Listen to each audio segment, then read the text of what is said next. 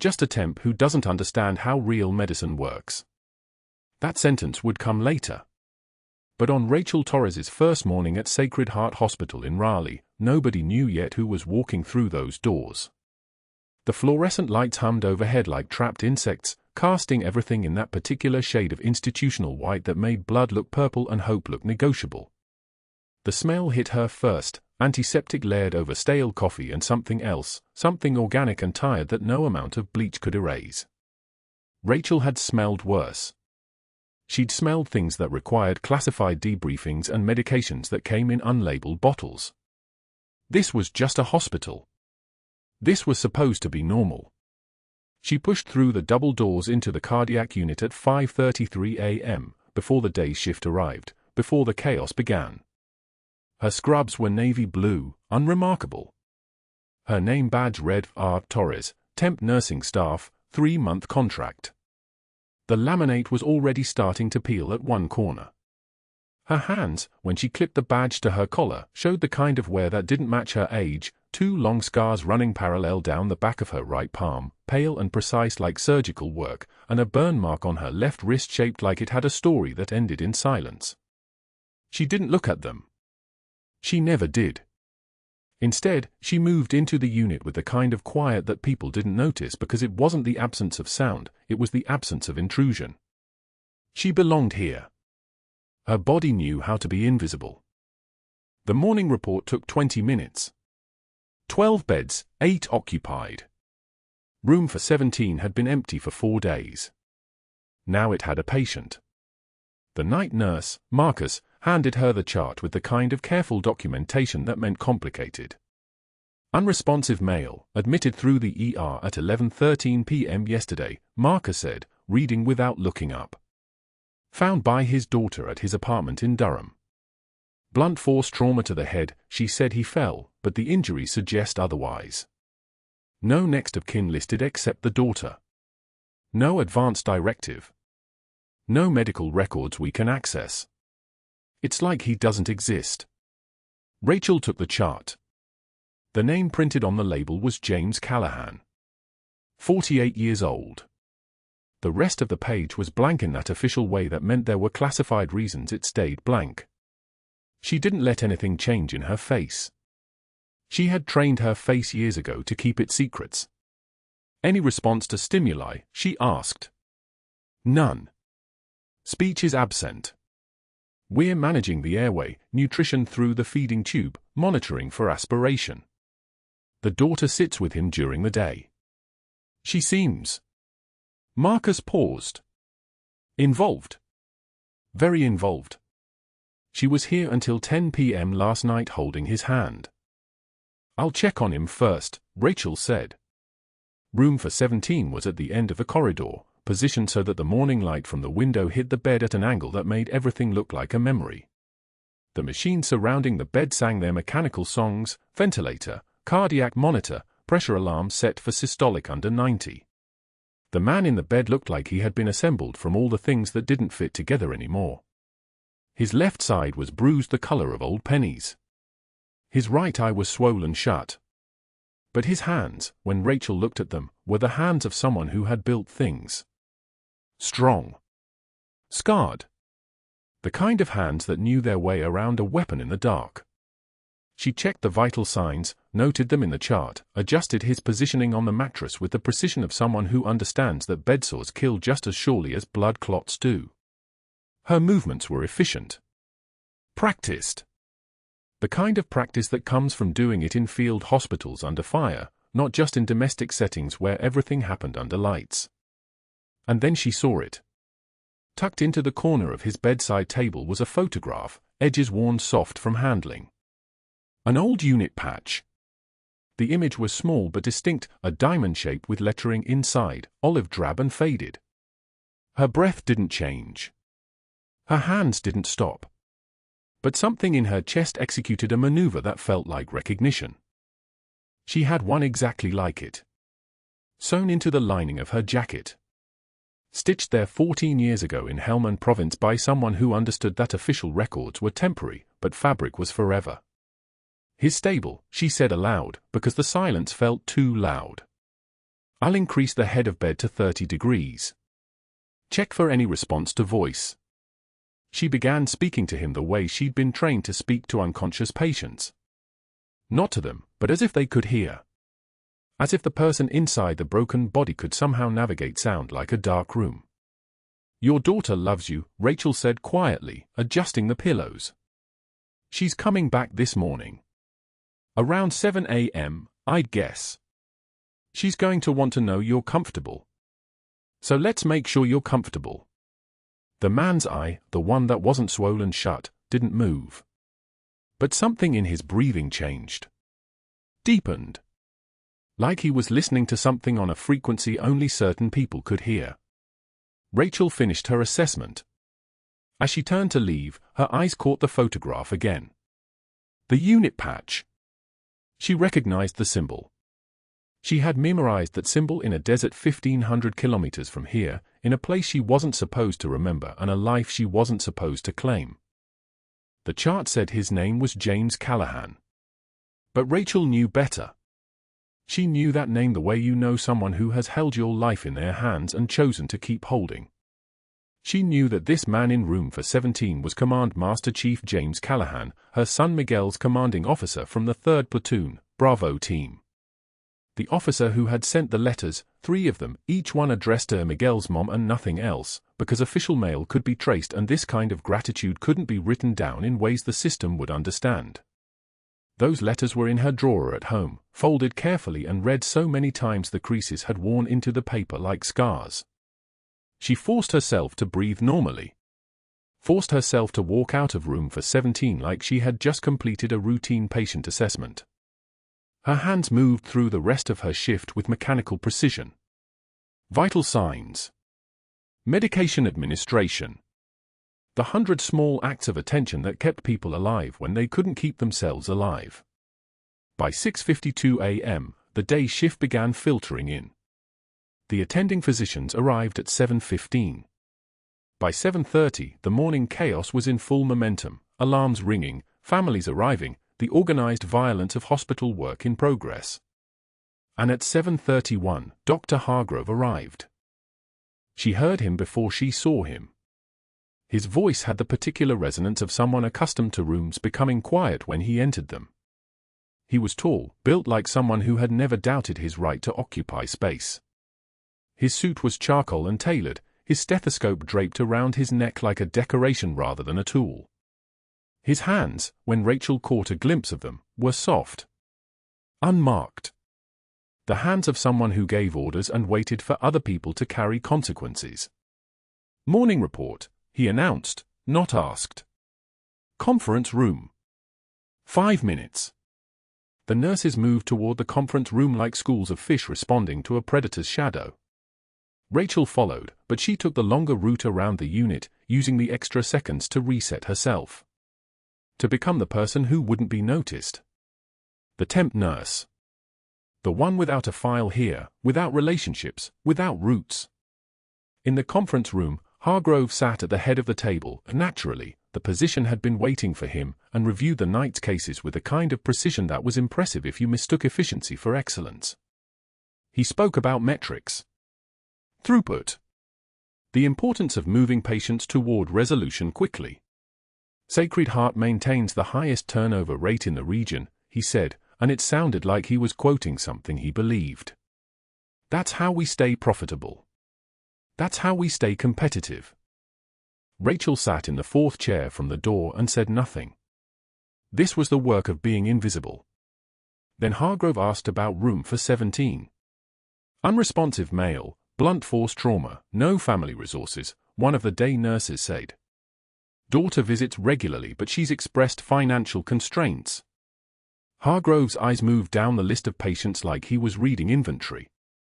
And the temp is assigned to that room. Rachel, yes, the charge nurse said. She volunteered for the difficult cases. Something shifted in the air. Rachel felt it the way animals feel barometric changes before a storm.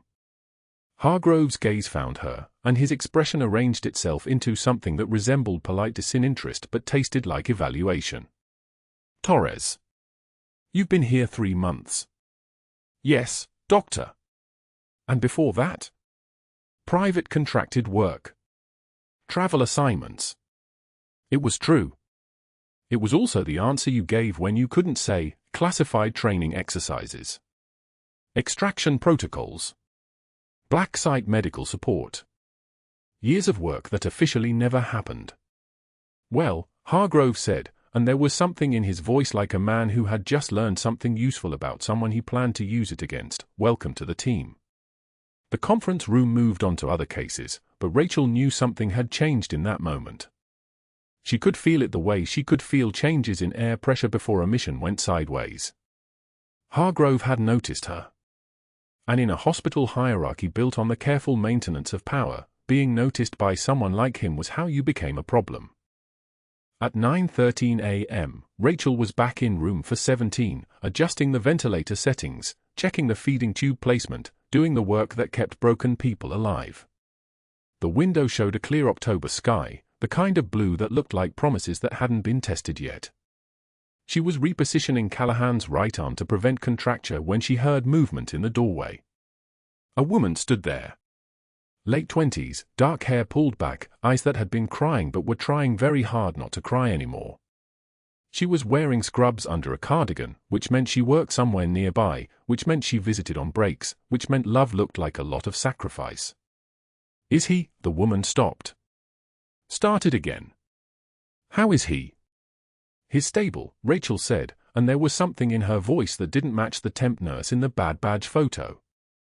There was something that sounded like recognition. Like permission. And he's comfortable.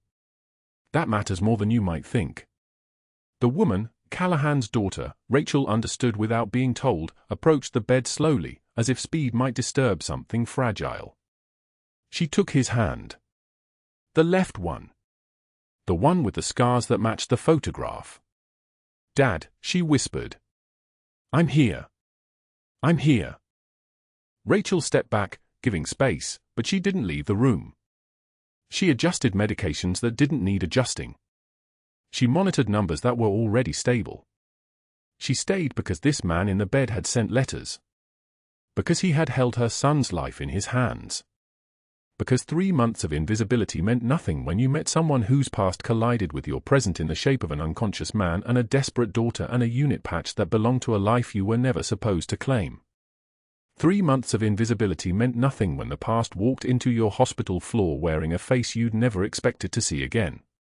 Rachel knew the moment she'd touched his shoulder that morning during rounds, felt the familiar geography of old scars beneath the thin gown, that everything balanced on a knife's edge now. The commander's daughter had been there, sitting vigil since dawn, her eyes red-rimmed and desperate. Rachel had adjusted his position carefully, angling him to prevent the bedsores that would come if he remained still too long, speaking to him in low even tones about the weather outside and the way the light moved across his face. She had not stopped to calculate what it cost her. Now, on the 4th day of her unusual attentiveness, Dr. Hargrove found her in the medication room reviewing the chart for room for 17. He was tall in the way that came from inheritance more than gym hours, his white coat spotless, his wedding band a thick platinum band that caught the fluorescent lights. 2 medical boards sat on his resume. He moved through Sacred Heart the way a man moves through property he owns. Reduce his pain medication. Hargrove's voice carried the kind of certainty that came from never being questioned. Start the weaning protocol. We can't have him dependent on opioids when he wakes up. Rachel looked at the chart. The commander had been intubated 6 days. His lung capacity was compromised. His body was still learning how to exist in this new broken configuration. She met Hargrove's eyes. His injury profile suggests he'll need. I didn't ask for a suggestion from a temporary agency staff member. Hargrove's smile was the thin kind, the kind that predators use. I gave you an order. Follow it. The medication room hummed with the refrigerator's low throb. Rachel felt the weight of 3 months settle on her shoulders, 3 months of being invisible enough not to cause friction, of moving through Sacred Heart like water, of keeping her hand steady and her head down. She had been careful. She had not been enough. Reducing opioids while he's still on the ventilator could trigger. Could. He turned the word into something contemptible. You're a temp nurse with 3 months' experience. I'm the chief of surgery. There's no "he could" in this conversation. There's only what I've decided and what you're going to do. 27 years of service. 3 continents. A Bronze Star sitting in a box she'd hidden in her apartment attic, wrapped in muslin cloth, never to be mentioned again. A military career erased from every official record, classified beyond recovery, buried so deep that the Pentagon itself pretended she'd never existed. But here, in the medication room of Sacred Heart Hospital in Raleigh, she was just a temp. Just a woman who did not understand how real medicine worked. Rachel returned the chart to the rack without another word. She would give the pain medication reduction. She would document it. She would watch the vital signs climb and the breathing become labored and know exactly why. But she would do it because she had a son to protect, a cover story that had taken 14 years to build, and 7 more days left on a temporary contract that paid $900 a week. The humiliation began in room for 17. The commander's daughter, Maya, was present when Hargrove made his rounds that afternoon. She stood beside her father's bed, her hand resting on his shoulder, asking Rachel questions about his care and breathing and the way his eyes sometimes moved beneath the closed lids as if he was dreaming of something his body could not do. Rachel was adjusting the ventilator alarm settings when Hargrove entered, his entourage of residents trailing behind him like remoras following a shark. "You can step back," Hargrove told Rachel. "I need actual medical assessment here." He moved to the bedside. Examined the commander with a kind of perfunctory efficiency that suggested the man in the bed was a problem to be solved rather than a person to be known. He pulled back the gown. Looked at the injury. Rachel saw his eyes flick toward her for just a fraction of a second, a look of appraisal and dismissal, a calculation. "Your father's care has been adequate," Hargrove said to Maya, his voice taking on the practiced warmth of a man speaking to family members. "Though we have had some concern about nursing staff spending excessive time with his care. Sometimes well-meaning people can create anxiety in patients without realizing it." Maya's face shifted. "Excessive time?" "Rachel's been wonderful. She's the only one who—" "Just a temp who doesn't understand how real medicine works," Hargrove continued, as if Maya had not spoken. He was looking at Rachel now, his expression the kind of serene confidence that comes from absolute institutional authority. "She means well, I'm sure. But she doesn't have the clinical experience to understand the protocols we use here at Sacred Heart." The resident smiled. Small, tight smiles. The kind that people use when they are agreeing with a superior's version of reality. Rachel felt the words land. She felt them the way you feel a punch you see coming. The impact is not surprise but recognition that something you knew was inevitable has finally arrived. Her hands remained steady. Her breathing remained even. She nodded once at Hargrove and continued her work, checking the 4 lines, noting the output, moving with the precision of someone who had done this 10,000 times in places where mistakes killed people. "I trust you'll adjust your approach to his care," Hargrove said. It was not a question. He left. The residents left. Maya stood staring at Rachel with something like apology in her eyes, but she did not contradict what Hargrove had said. The commander lay motionless, his breathing the mechanical rhythm of the ventilator, unable to defend the woman standing beside him or even to acknowledge that she had been diminished in his presence. The unit write-up appeared on the break room board the next morning. 2 forms taped to the cork surface, signatures from Hargrove, formal language about insubordination and excessive time per patient allocation. Rachel read it while standing alone, the early morning light still thin outside the windows. Her name was printed in the neat clinical style of hospital administration. Her violation was specific. Her transgression was care. She took the pages down. Filed them. Continued her shift. That afternoon, she walked into the break room during lunch and the room went still. There were 7 nurses present, people she had worked beside for 12 weeks, shared late shifts with, helped with difficult patients. Sarah was there, and Marcus, and 2 nurses from night shift who had overlapped with Rachel on several occasions.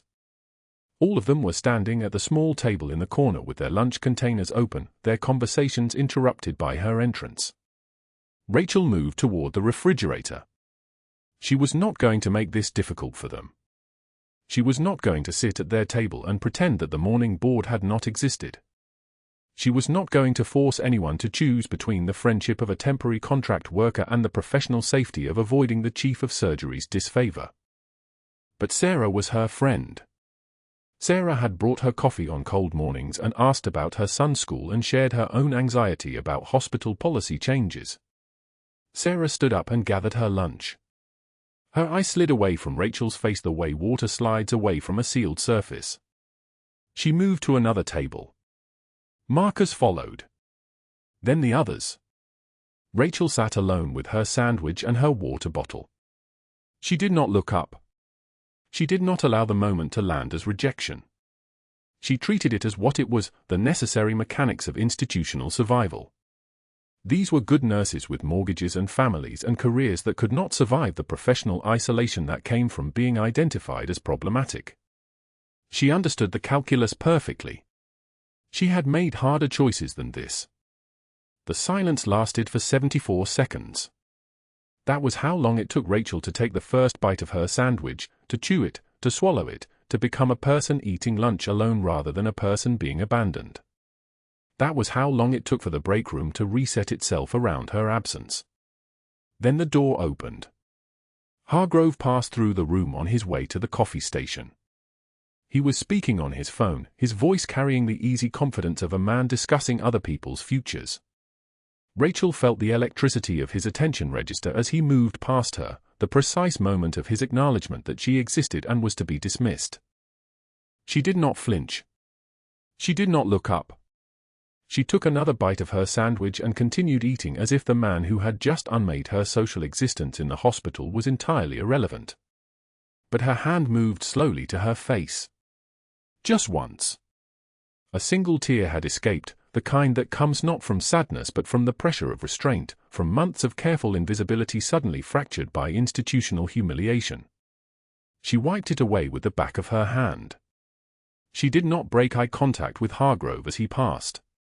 She did not allow the tear to become a story about weakness or compromise. When he was close enough to hear her voice, when the moment demanded something from her, Rachel Torres spoke. Her voice was steady. Low. The kind of quiet that commands attention without raising volume. That veteran has a name, and he deserves better than this. Hargrove's footsteps paused. For just a moment, one breath, one hesitation. Then he continued toward the coffee station. But the other nurses had heard her. The clarity. The absolute certainty. The absence of apology in her tone. He did not look back. The shift started at 11 p.m., the kind of night shift where time moves like honey and the fluorescent lights buzz overhead in that particular way that makes you feel like the hospital exists outside the world. Rachel had been working the corridor for 6 hours without incident, vitals stable, medication rounds completed on schedule, charting done with the precision of someone who understood that paperwork was a kind of armor. Room for 17 had been quiet.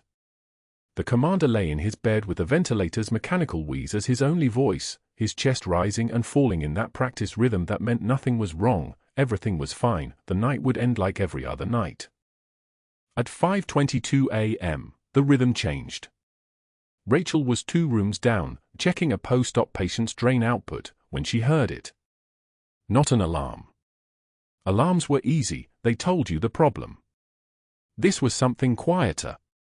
A change in the sound of breathing. The ventilator still cycling, but the patient's body working against it, his shoulders rising higher with each breath, muscles tightening in ways they shouldn't. She moved before conscious thought caught up to instinct, her feet carrying her toward room for 17 with the economy of motion that came from muscle memory, from 17 years of combat medicine in field hospitals under fire where wasted movement cost lives. The commander's face had taken on a color she recognized. Not the pale of blood loss. Not the dusky blue of hypoxia. This was different, a grey undertone, the look of air where blood should be, the specific panic of a chest that was collapsing from the inside. Rachel leaned over the bed. His eyes were open. Afraid. The left side of his chest barely moving while the right side worked double time to compensate. She placed her hand over his right lung. Breath sounds present. Left side. Nothing. The absence of sound louder than any alarm. Tension pneumothorax. The diagnosis crystallized in her mind with the same certainty she'd learned to recognize it in the field, a collapsed lung pressing against the heart, compressing the great vessels, killing a man from the inside out while everyone watched his monitors and waited for something obvious to appear. She moved to the call button and pressed it. Once. Twice.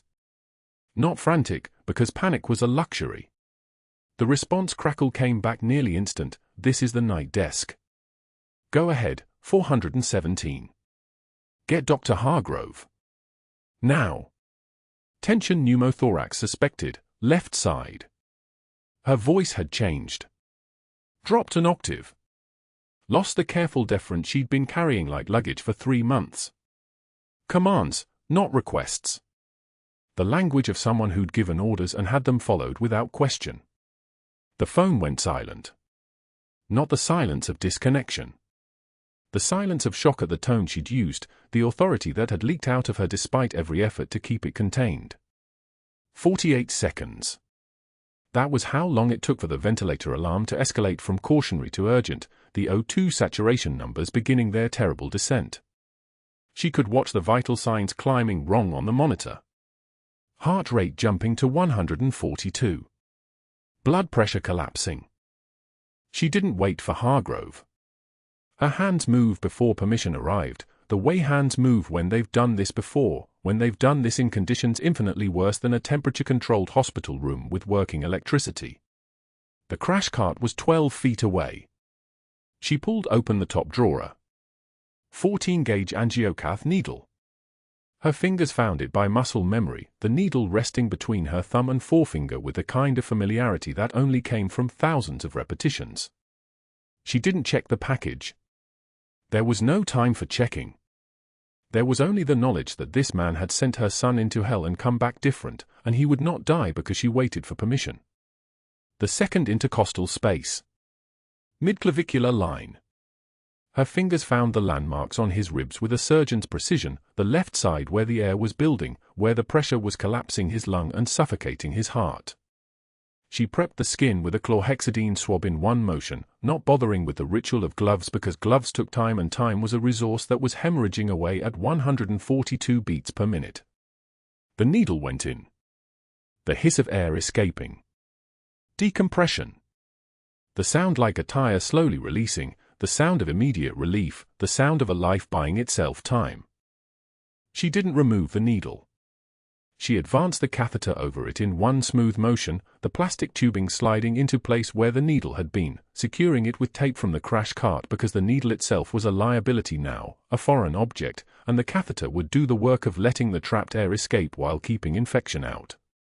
Her movements were fluid, practiced, the terrifying precision of someone who'd operated in field hospitals built from plywood and tarps while mortars landed outside. The monitor began its climb. 68, the previous low. 72, the cascade beginning.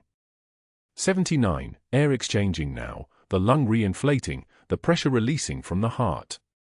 85, the numbers climbing steady, each increase a heartbeat buying her more credibility and less time to explain where she'd learned this. 88, his shoulders dropping as the work of breathing became his own work again instead of a desperate battle against his own anatomy. 92, stable. The number holding. The crisis passing. Sinus rhythm. The heart finally settling into a rhythm that made sense, that meant pumping blood instead of just surviving pressure. The door to room for 17 opened exactly 12 seconds after the O2 hit 92. Dr. Hargrove stood in the threshold with his presence like a tank idling in a garage, all power and control and the certainty that the space would move around him. His eyes moved from Rachel to the commander to the needle decompression site where she had her hand steady as a surgical laser, still maintaining the line, and his face went through a series of expressions that lived in the realm of stone. "What in God's name are you doing?" His voice dropped low and dangerous, the kind of low that meant authority was about to become institutional. Tension pneumothorax. Left side. Needle decompression at 2 IC, midclavicular. Catheter is secure. Rachel didn't move her hands. She didn't turn to face him. She kept her attention on the line, on the commander, on the numbers that were staying stable at 92 and would continue staying there as long as she maintained pressure. "You do not have the authorization." He was dying. The words came out flat. Not defensive. Not explanatory. Just the simple statement of fact from someone who had watched enough people die to know the difference between codes that had a chance and codes that didn't. The commander's daughter was not in the room this time to hear her challenged. The break room staff were not here to watch her be humiliated. There was only the patient and the breathing and the numbers on the monitor that proved she had read something in his body that the hospital's hierarchy had missed entirely. Hargrove's jaw went tight. The kind of tight that meant power was about to respond to threat, and Rachel Torres, temp nurse, was the threat his entire system of control had trained him to recognize and eliminate. "Security will escort you from this unit after your shift." He said it the way a man says something that he thinks will destroy someone. Rachel finally turned to look at him, her eyes holding his without apology, without fear, without the single tear she'd learned to wipe away years ago when tears were the only way to survive grief. "The patient's heart rate is stable. Oxygen saturation is 92. The hiss you heard was air that was killing him. I'm going to need another 14 gauge in case the first line occludes, and I'm going to need someone to call respiratory so they can assess if we need a chest tube or if we've bought him enough time for surgical intervention." She said it with the voice of someone who had never needed permission to save a life, who had trained people, who had given orders in situations where the wrong decision cost soldiers their lives. Hargrove did not move. "I said now." The room went dead silent. Not the silence of submission. The silence of a man realizing, at 5:34 a.m. in room for 17 of Sacred Heart Hospital, that he was standing in the presence of someone he had catastrophically misunderstood, someone whose composure under pressure had nothing to do with timidity and everything to do with a kind of calm that only came from having already survived the worst. He turned and walked out. Rachel looked back at the commander, whose eyes were tracking her now with the awareness of someone who had just been pulled back from the edge of nothing. She adjusted the fall line. Made sure the catheter was secure. Checked the dressing. The man who had sent her son into Helmand Province squeezed her hand once, his fingers managing enough pressure to mean thank you, and she squeezed back, her hand steady, her breathing even, her entire being locked in the perfect composure of someone who understood that the real nightmare was only just beginning. Within 18 hours, Hargrove made 4 phone calls. The first came at 11:27 a.m. on a Tuesday, during his standing golf game with the hospital board president. Hargrove was on the 7th fairway when he pulled the older man aside, his voice dropping to the measured concern of someone sharing a burden he'd rather not carry. "We have a serious competency issue," he said. The temp nurse in the ICU performed an emergency procedure without physician oversight. "I'm worried about what else she's doing when we're not watching." The board president's grip tightened on his putter. That was all Hargrove needed. By 1:15 p.m., he'd contacted the staffing agency. This time he was careful with his language. No accusations. Just questions. "I'm seeing some judgment issues with the temp we've got on our unit. Nothing concrete yet, but I wanted to flag it for your file. For everyone's protection." The staffing coordinator wrote it down. Flag it for the file. 3 weeks later, when another hospital called about Rachel Torres, that flag would cost her the job. The third call went to an external medical review team he'd used before, the kind that arrived with clipboards and cameras and the authority of the state medical board behind them. "I need a peer review on a clinical incident," Hargrove said. "Frame-by-frame analysis of patient interactions. I want to know exactly what this nurse was thinking." The team agreed. 2 investigators showed up on Wednesday with body cameras and a mandate to audit every patient encounter Rachel had documented. By Thursday morning, they'd been through 73 hours of surveillance footage. They found her adjusting a patient's blanket at 3:22 a.m. They found her speaking to the mute commander in room for 17 as if he could answer back, her voice steady and low, the kind of voice that held something the cameras couldn't capture.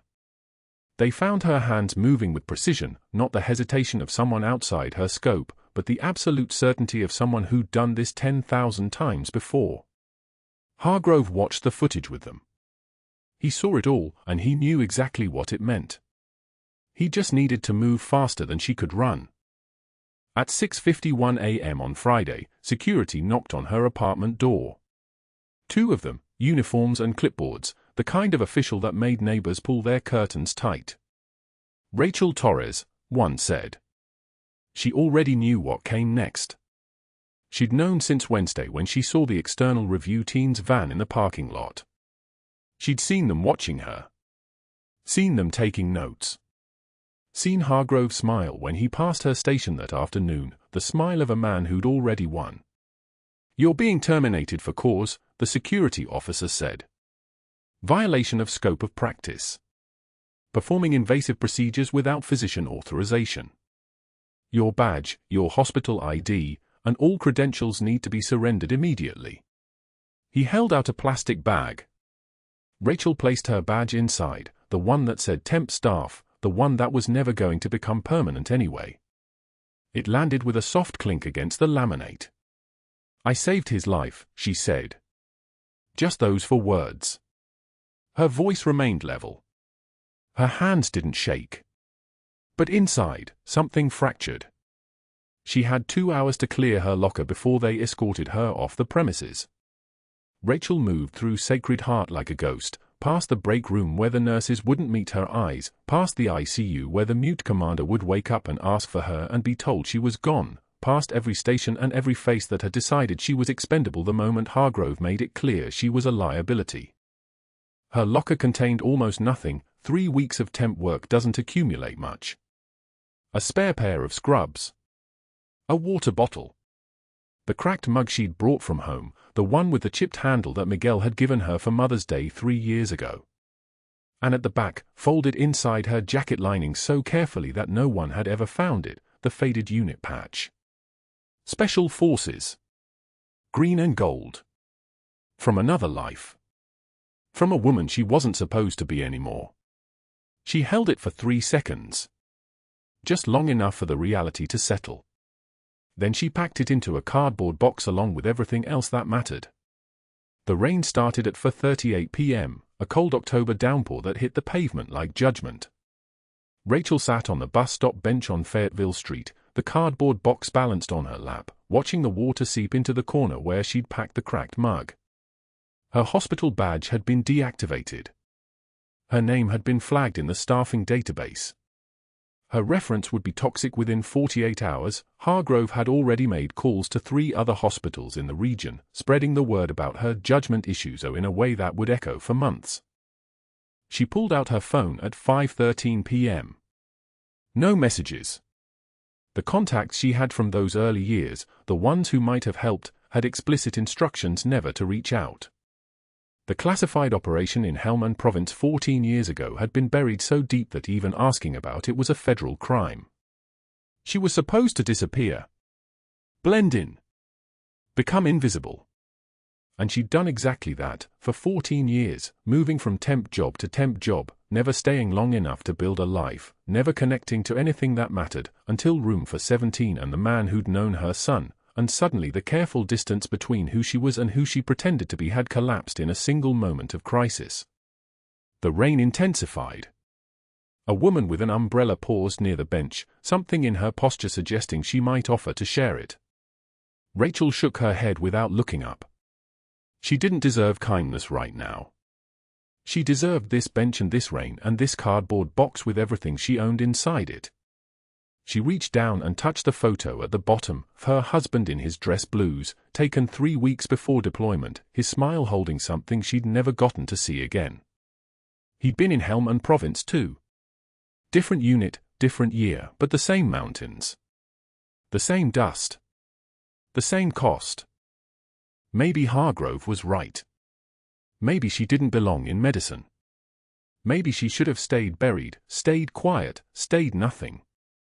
The doubt moved through her like a virus, whispering that she'd been foolish to think she could ever have both lives at once, the one she was supposed to have and the one that actually saved people.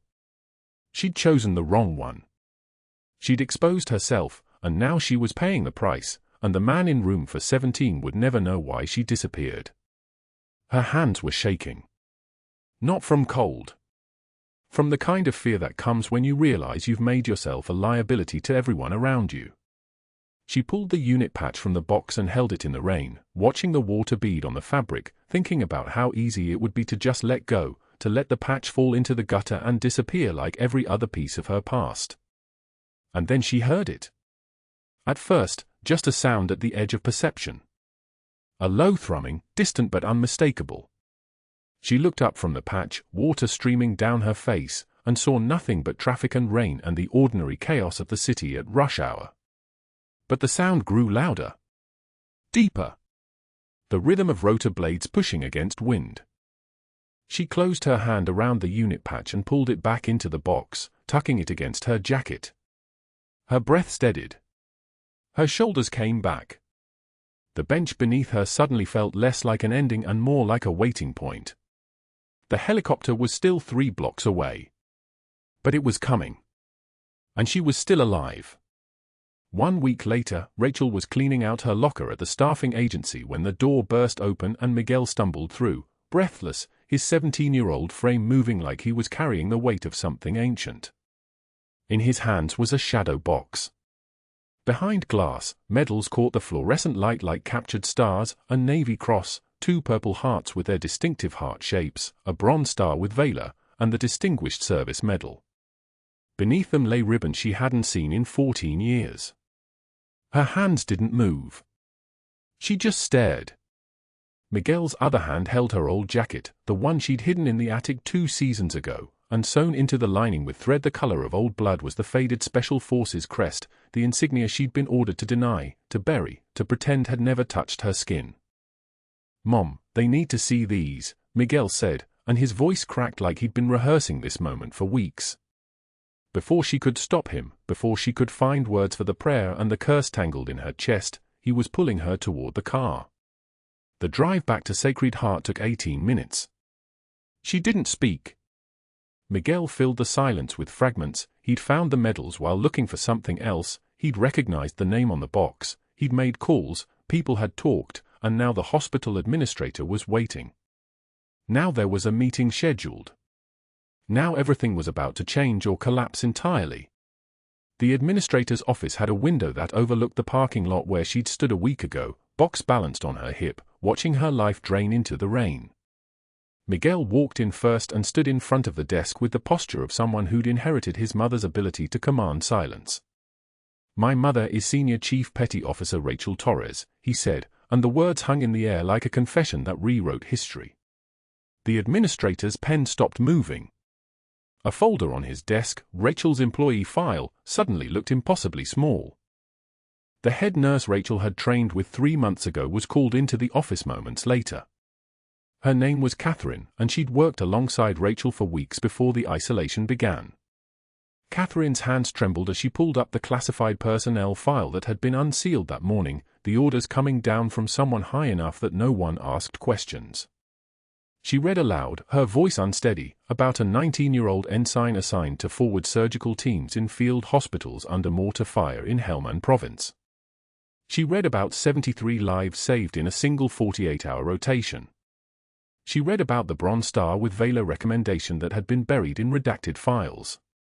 Catherine looked up from the screen and met Rachel's eyes, and in that look was the apology Rachel never needed and the recognition she'd never asked for. The door opened. A man in khakis and a naval dress uniform entered, Captain David Mercer, SEAL Team 3, stationed at Naval Base San Diego. He'd been in Helmand the same year as Rachel. He'd been called when the investigation was opened. He saw the medals in the shadow box and stood at attention, a movement so precise it seemed to reorganize the space around him. His voice came out steady, ceremonial, the voice of someone delivering words that mattered. "Navy Cross." He paused. The room held its breath. 2 purple hearts. Another pause, heavier now. The Distinguished Service Medal for Operation Silent Shepherd. When he said that name, the classified operation that had been erased from existence, sealed in files that were supposed to stay sealed forever. Something in Rachel's chest shifted like a bone resetting into place.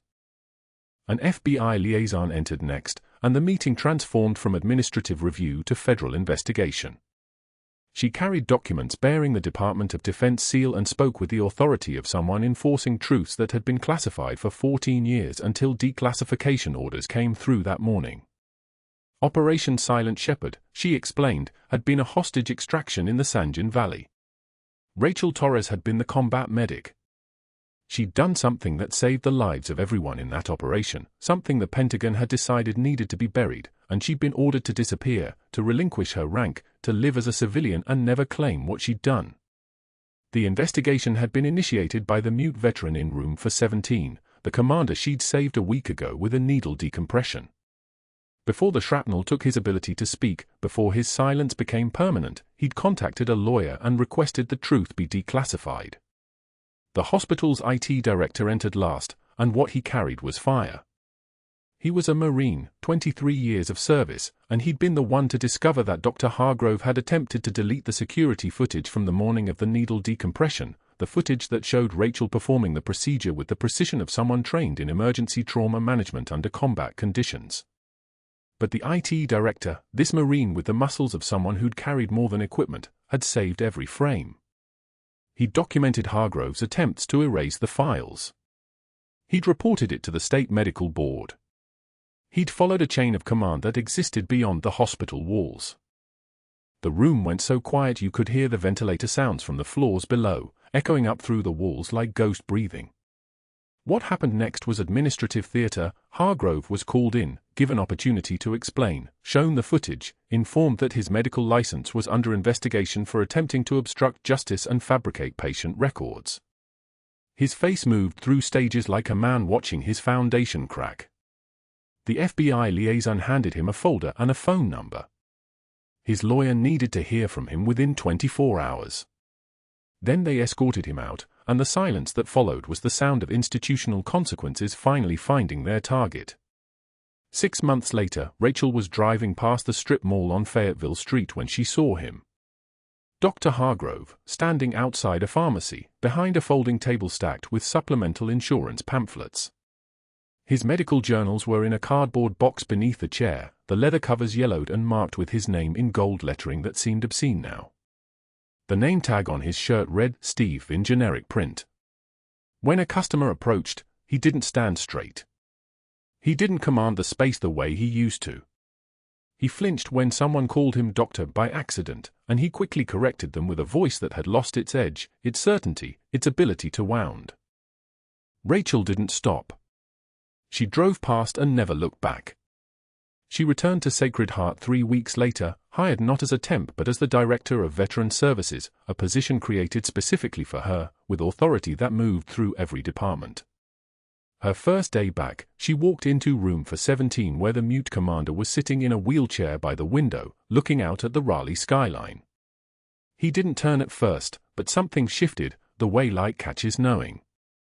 When he turned, his eyes were the color of a winter Atlantic after a storm passes, and when she approached, he reached out and squeezed her hand once, firm and certain. His other hand rose to his chest and tapped twice, the gesture meaning everything his silence could not say. She understood. She always had. That afternoon, Catherine found her checking vitals on another patient, still in scrubs, still moving through halls like someone for whom this work was breath itself. "You could be leading from an office," Catherine said. Rachel didn't look up from the 4 lines she was adjusting. "My fight is here now," she said simply. "In the rooms. With the ones who've seen the worst."